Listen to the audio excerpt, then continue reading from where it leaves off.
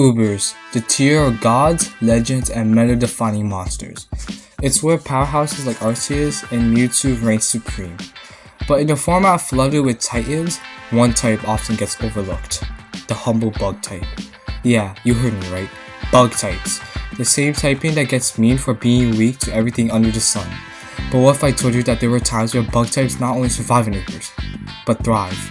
Today, we're diving deep into the world of bug types in UBERS, so let's crack open the hive and see what's buzzing. Starting it off with Generation 1, where the metagame impact of Beedrill is nothing to sneeze at. While the stats look horrendous on paper, Beedrill's unique ability to 4-hit KO the tier King Mewtwo with a super effective move, coupled with a very high chance to survive Mewtwo Psychic at 0%, makes it a top tier threat. In Generation 2, more bug types joined in on the party. Fortress is the best bug of this generation.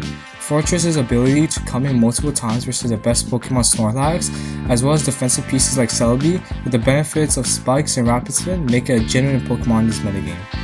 Heracross is also good in this metagame. With a lot of the top Pokemon struggling to switch into Megahorn, as well as Heracross's great special bulk, allowing it to eat one hit from the likes of Mewtwo, Heracross is also a good Pokemon viable in UBERS. While not as good as the other Pokemon, Shuckle is actually ranked on the viability rankings. Granted it is C tier, but it is something. I could not find any information on Shuckle, but I can assume that being a normal resist not weak to Earthquake is very valuable. And Shuckle's ability to annoying the opposing team with Toxic and Encore gives it enough tools to be viable in GSC UBERS. Familiar faces from the previous generation are still viable in Gen 3 UBERS. Fortress is still an amazing Pokemon, because its amazing typing gives it useful resistances in UBERS, including Psychic, Ice, Dragon, as well as Toxic. It is also one of the few Pokemon capable of switching to Yox's attack, and KO it back with a hidden power bug. Beyond that, Fortress does the same antics in Rapid Spin and Spikes, like GST. Heracross is another familiar face showing up. Its choice banded Megahorn was almost impossible to switch into, with the only UBERS resisting it being Ho and Rayquaza, who both deathly fear a banded Rock Slide. As an alternative, Sub-Salac Heracross was used to great effect, with Sand no longer being the dominant Lego. You know what other bug type enjoys the absence of sand? Shedinja. With its unique Wonder Guard ability, it is completely able to ruin the likes of Kyogre and Latios, although you should be careful with Shedinja. While researching, I noticed that Ninja's was on the viability rankings, but I assumed this VR is outdated since Baton Pass is banned. But I could very well be wrong, as Choice Banded Silverwing does one-shot the likes of Latios and Deoxys attack, while outrunning them naturally. Both Fortress and Heracross continue their streak of viability in Gen 4 UBERS. Fortress continues to Rapid Spin Spikes, with the aforementioned Rapid Spin being more important than ever with the introduction of Stealth Rock. With the newly buffed Outrage running around, a physically bulky resistance is extremely important as well, and this resistance also does not fear Earthquake. Heracross, now relishing the new close combat, is even more difficult to switch into. With either Choice Band or Choice Scarf, it sure is capable of making your opponent run in circles. Heracross keeps its previous Sub-Salac set from the previous generation as well. A newly blessed Scissor joins the fray this time as well, with a multitude of amazing sets to utilize. From everything to Choice Band, U-turns to prey on the various psychic types, or the defensive set with immense HP and special defense investment, to Pursuit Trapping to prey on the various psychics, Scissor can truly do it all. In Generation 5, the UBERS got two new bug type UBERS, which never happened until now. So, how did they fare? First, Arceus Bug. The god of bugs was completely horrible. Judgment didn't even exist at the time. And since he didn't even learn bug buzz either, a calm mindset is quite literally unviable. The only usable set was Swords Edge, and it was outclassed in this role by literally any other Arceus. Genesect, however, was very excellent. Being the premier choice scarf of this tier, Genesect having an extremely deep move pool coupled with dangerous stats and stab U-turn solidifies its place as a top 3 Pokemon in Gen 5 UBERS. Fortress continues to play an important role in this tier, continuing to lay down hazards on your opponent's side, removing them from yours, and now with the Volswitch that it has been gifted with in Black and White, it is extremely good in this tier. Excelgor is actually ranked pretty high in B+, and it plays a role of being a lead in UBERS. With its fast speed, spikes, and good matchup between Lead Darkrai, that makes it a decent Pokemon in Gen 5 UBERS. Surprisingly, both Ariados and Crustle are ranked on viability rankings, although they are pretty low. I could not find too much information about them, so one can only assume that both are leads, with Ariados having the tools to anti-lead Darkrai and the broken Toxic Spikes, and Crossover being a Diet Kusstop Fortress.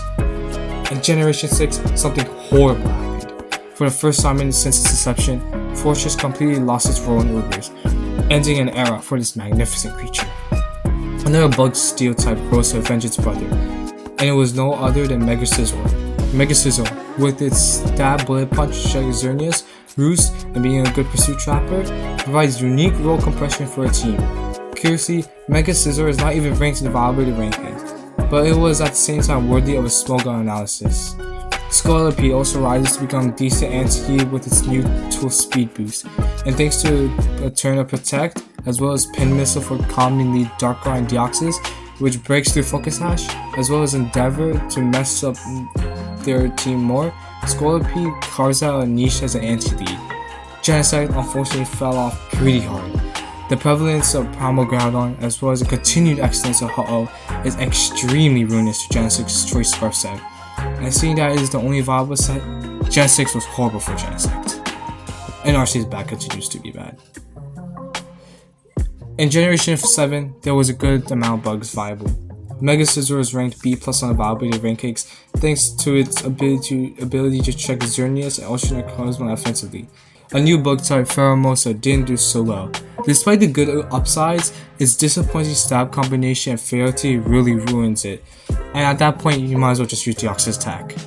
Another bug Ultra Beast, Buzzwole, has a niche as a physical wall, taking on scary threats such as Zygarde and the various Arceus forms.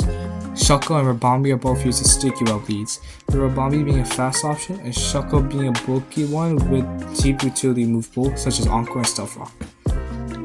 In Generation 8, the bug type had some very good representatives.